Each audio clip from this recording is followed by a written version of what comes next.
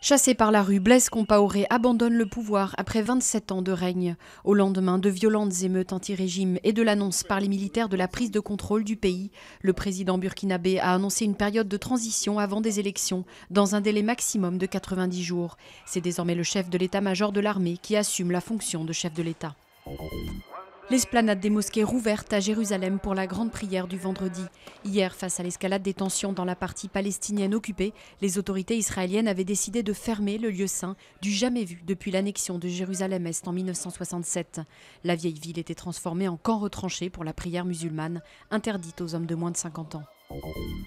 Spectaculaire incendie à la Maison de la Radio à Paris. Le feu, qui s'est déclenché à la mi-journée dans l'emblématique Maison Ronde, actuellement en plein travaux, a pu être rapidement maîtrisé sans faire de blessés. France Inter et France Info ont dû interrompre momentanément leur programme.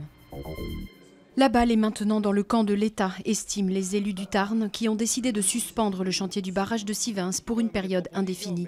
Le Conseil général se défend de tout abandon dans ce dossier, devenu affaire nationale après la mort d'un opposant lors d'affrontements avec les forces de l'ordre.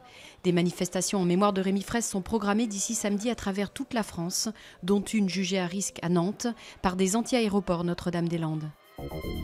Un cauchemar en théâtre d'ombre. À l'occasion d'Halloween, des artistes de Hong Kong utilisent leur corps pour former des silhouettes et raconter le rêve terrifiant d'un enfant la nuit de la fête des morts.